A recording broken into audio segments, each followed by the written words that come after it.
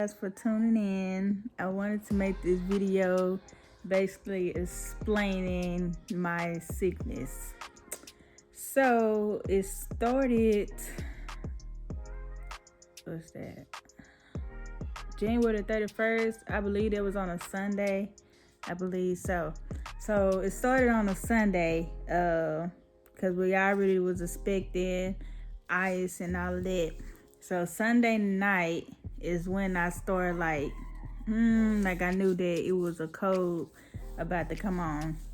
So I was like, okay, about to get sick or whatever. So Monday, the ice still haven't arrived yet. I think that's when it was starting like temperature drop and all that, and, so on Monday I was supposed to have went and got my check at 12, but I was so weak. I was like, nah, I'm not getting that check today. I'll probably, go get it Friday instead, because I was like, nah, I can't drive or none of that. So I was sick. Like, I started taking the NyQuil and all of that, and I started like getting the chills. 1 minute I'm hot, 1 minute I'm cold. So then the days passed by. I was gonna go to the hospital because I was just coughing like it's like every second just coughing, and like I had some cough drops, and like I took the cough drops, and all that did was make the coughing worse. So I had ice packs, and I had the ice packs on me, and I was just laying in the bed and stuff. So try to take a shower, couldn't stand in the shower. So I sat in the shower, and it was just coughing. I think the steam or something from the shower, like it was just making my cough like real bad. And it's like I start coughing up mucus basically in the shower. It wasn't no blood or anything like that. It was just clear mucus, because I didn't even couldn't eat it at all. Like I tried to eat some chicken noodle soup. I took like 1 bite, 2-3 bites, and like that was it. I didn't want to eat at all. So on Friday everything cleared up. So I was like, I'm gonna try to go to Walmart. We need some more food in the house. I'm trying to go to Walmart, get some food and stuff. So walking to the car was a task, because I usually park inside the apartments, but they had started a little towing thing, and I had to rent a car. So it's basically like they weren't trying to give me a sticker for the rent a car, so I had to park on the street. So walking all the way out there, it was just like, okay, a rough ride right there. So I'm sitting in the car, I'm coughing up more, just coughing. I was like, ooh, I don't know if I'm gonna throw up any mucus or not, but I was just coughing. So I turned the air on in the car, and that didn't work. So I had to let the windows down, and then so that had eased my coughing a little bit.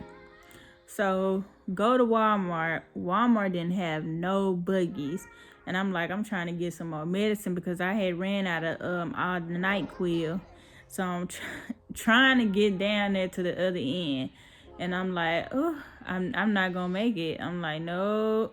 I said, I pushed myself any further. I said, I'm gonna fall out in this stuff. So I was like, okay, let me go back there, try to get some paper plates. No, wasn't gonna make it. So we went on the road, like where the pizzas and stuff, like where the frozen food at, and just like really made a circle to where the fresh fruit was at. And that was it. At the register, they want to take all day, want to have their kids scan the items and stuff. I was just like, Lordy, please. I was like, they need to come on, because I'm like, I can feel myself like I'm about to fall out in this store. Like, I don't have no buggy. Like, I don't have nothing to lean on or anything. Okay, so good. Get back in the car. Make it back to the house. I was like, dang. I said, okay. Let the windows down to ease my coughing, and made it back to the house. So yeah, walking back from the street to inside the apartments, that was a task. All I was saying in my head, like, okay, I need to get to my bed. Like, I just, like, push yourself to get up these stairs and get in the bed. So, finally made it in the house, and I just dropped dead in the bed. I was like, well, maybe I'll feel better tomorrow.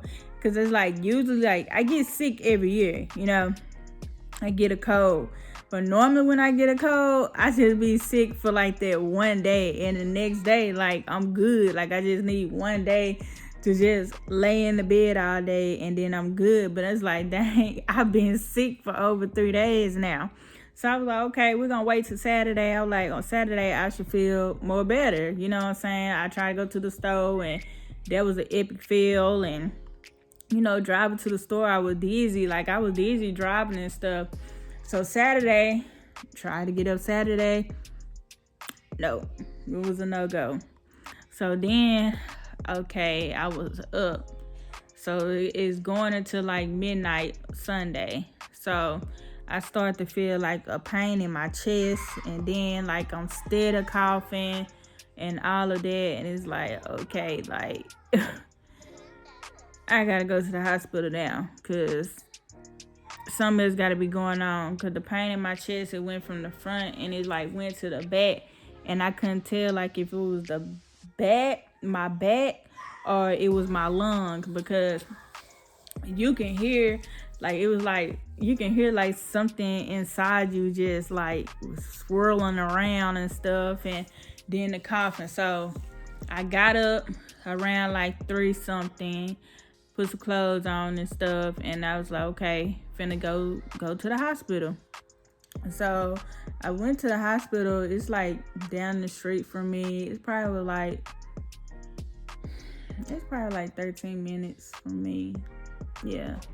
So I was like, I just want to make it to this hospital. Like, if I'm gonna be able to drive this car to make it to the hospital, like, that was the thing. So I walked to the street. That was a task. Had to sit in the car. I was just coughing. So I finally put the car in drive to start driving, and then all of a sudden I have to pull over multiple times because I was throwing up mucus. It wasn't no blood, it was just clear mucus. So I was like, damn. I was like, Lordy, I was like, okay. I just had to keep pulling over on the freeway and stuff. And so finally made it to the hospital. I sat in the car for like 5 minutes trying to get it together or whatever. So I checked in at 4:02. I checked in at 4:02. These people did not call my name until 6 o'clock. I put down on the paper I was having chest pains and shortness of breath, barely breathe.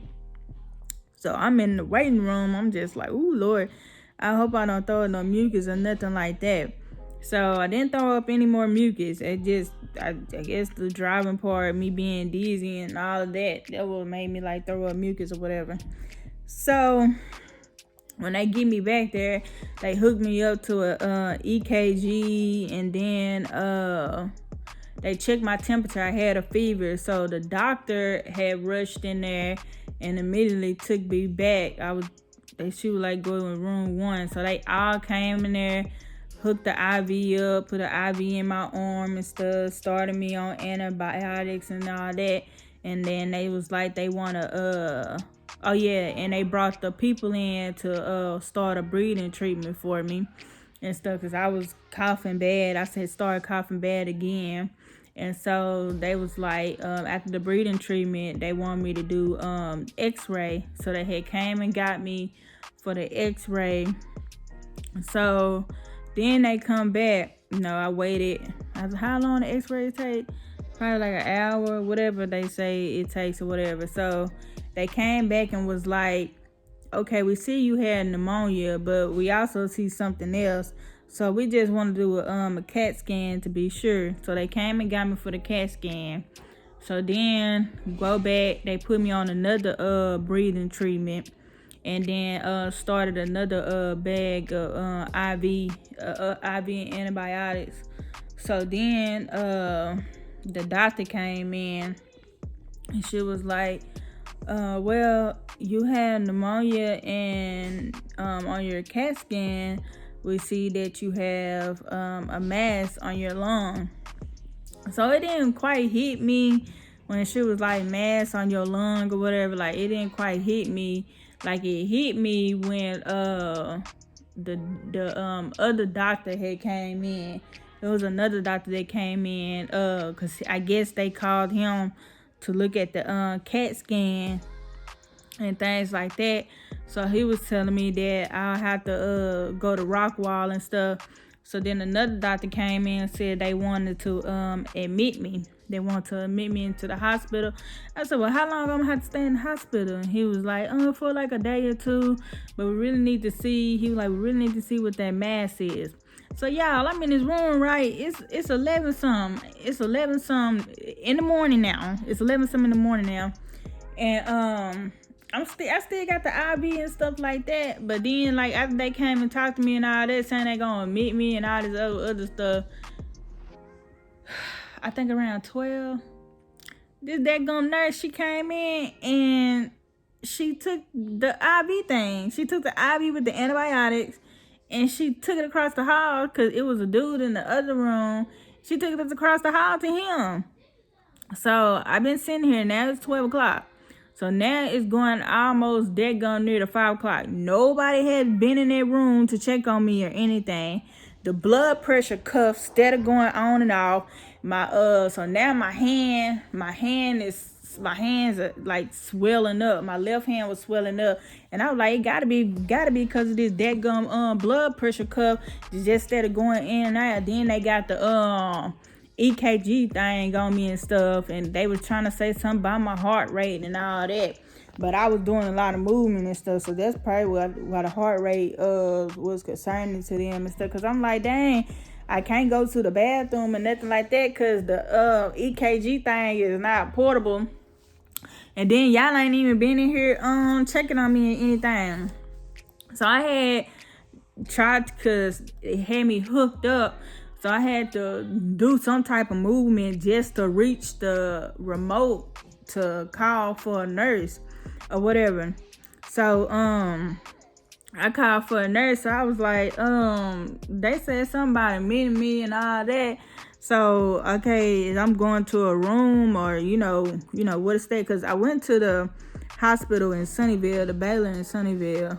So she was like, well, basically you already admitted, so we're gonna do the same thing. If you was on the second floor, we just don't have a room. I said, well, shoot, if he knew I said y'all admitting me, y'all knew y'all didn't have room, then either shoot, y'all should have discharged me or y'all should have had me transferred to another hospital or whatever. They do have they have room for me or whatever, because I'm hooked up to this. I can't do I'm like, man, I'm really feeling uncomfortable. So I was like, you know what, since there ain't no room, just go ahead and discharge me. So then she was like, I'm gonna call the doctor, whoop, whoop, whoop. So she came back and was like, well, he said that if you discharge, he not gonna give you no antibiotics. I said, well, that's fine. Like, I said, that's cool. I was like, that's cool or whatever. Still, I want to be discharged. So they didn't give me any paperwork or anything. The only thing they made me sign was an involuntary thing against the doctor's order or whatever. So I drove home. Yep, I was still kind of dizzy driving home, but I was like feeling like kind of like a little bit better because I done got some IV in my system because they said I was dehydrated and stuff. So then the next day, Monday, I get a call. I think he one of them doctors. You know how the doctors that probably one of the lead doctors or something. Probably go up with people CAT scans or whatever. But he called me and he was like, I just wanted to let you know like how serious your medical condition is. You had pneumonia and you have a mass on your right lung, and how this mass is looking. He said it is large and you can have months to live. So like he was like, I really don't want you at home. You need to get to any hospital like ASAP and to get admitted and stuff. So I was like, okay. I was telling him about the hospital situation and stuff, and he apologized and stuff like that, and he was just like, just get to any hospital. So now I don't broke down and stuff, because I'm like, okay, whatever this mass is, they looking at the chart, and it's large and all that. And he talk about I'm have months, it can kill me in months and all of that. So I'm like, okay, boom. So I took care of my business. I had another business to take care of on Tuesday that only me can take care of or whatever. So I was just like, man, I'm gonna go back home and I just go to the hospital Tuesday or whatever and just, get admitted and stuff. So that's what I did. I took care of my business on Tuesday and went to the hospital on Tuesday. I get the bail. I make it to bail about 12 noon. Yeah, by noon or whatever. They didn't admit me until like 2-something in the morning, y'all. So they did another CAT scan and all this and that. So turned around, had to do a biopsy, and coming to find out that the mass was in my airway and it was covering up 90% of my airway. So me having pneumonia really saved my life, because they didn't know how I was still walking and didn't pass out. So they were trying to get like a date and stuff, like how, with the mask, because they were saying it's already big or whatever. So I told them, well, I've been having breathing problems like since July of last year, like when it was time for me to go to sleep. But I just thought it was because of my weight, because, I've been having asthma since I was 10. So I know, like, when I gained weight, my asthma would start messing up. Then with the summer heat and all this and that. So, I just brushed it off to the side. So that's, like, kind of pinpointing, like, when the mass started. It is a tumor, but it's not cancer or whatever. And so, like, I'm having surgery, and how this surgery finna go, because they don't want to take the whole right lung. So what's gonna happen is they're gonna have to break my breastbone. They're gonna have to break my breastbone. Whew, I think I'm finna get hot, because I almost fainted, y'all. I ain't gonna lie, I almost fainted when he was breaking everything down. They're gonna have to break my breastbone. He want to reconstruct my artery, and then gonna cut half of my lung. Basically, he gonna cut half of my lung and reconstruct my artery and stuff. So he was like, you'll be in a lot of pain and stuff. But the doctor, he badass. Like, he got good reviews and stuff. And my family feel comfortable with him and everything. He came in, drew pictures and stuff. And I was like, so how soon you want to do the surgery? And he was like, how soon do you want to do the surgery? Because I already had cleared Monday off to do your surgery. So I believe I went back to Baylor, y'all. So this is the Baylor downtown. So it ain't the one in Sunnyvale. So I was like, okay, we can, I guess Monday then. I'm nervous because it's a big operation. So the surgery is going to last like between 4 to 5 hours. Yeah, between 4 to 5 hours.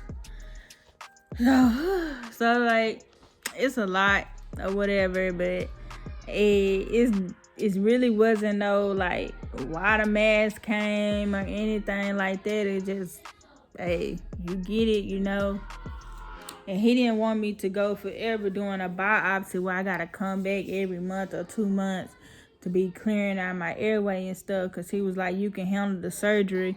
Like older people can't handle the surgery, so that's why they come back like every month or every 2 months to do a biopsy to clear their airway and stuff. So it ain't no medicine that can get rid of the mass or anything like that. Like I have to have surgery. So, but that's what's been going on and things, and it just like it's a shocking because it's like how 1 minute I'm working, I'm fine, this and that, and because it's like the only time I was having problems breathing was at night when it was time for me to go to sleep. And then it's like boom, it's like the next week, like my body just shut down. Like I couldn't do nothing, barely eating anything. So I was like 195. Yeah, I was 195 and now I'm 185. So it's like it's crazy. It's crazy. So like you said, I don't be in a lot of pain, but hopefully like I don't be in pain like that or whatever. Like I'm just trying to keep myself strong, because at first I was like, dang, they really finna do all of this and all of that, and like never had surgery done at all. So it's like, man, but it's like I have 2 boys, so it's like I had to be here for them, because I was like, bro, somebody cutting on me and all that would have been like, nah, bro, like, nah, we're gonna let life take its course. But I can't do that, like, because I gotta be here for my kids, so they need me. So it's like, yeah, you're gonna have to go through this surgery. But I can't walk long distances. I can't stand up for long or nothing. It's all due to this mask. I can't drive because I get dizzy when I drive. So it's all because of this mask. So praying for a speedy recovery and everything, and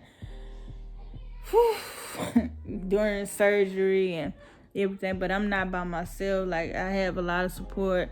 Everybody, been hitting me up. I appreciate everybody been hitting me up, checking on me and stuff. So it's like, yeah, it's the real deal. Coming Monday, it's going down. And I had to go do a lung test. I had to do some tests today.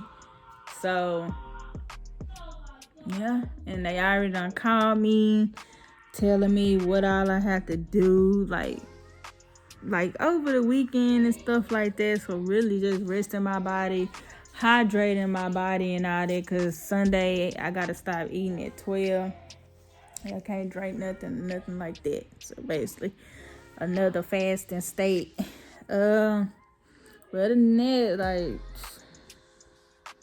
it's just crazy. It just made me look at life a lot different. But I been on this talking for all 22 minutes now, so I'm gonna go ahead and end the video.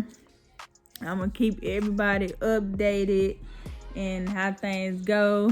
And I have to be in the hospital for 5 days, and it'll take 6 weeks to heal.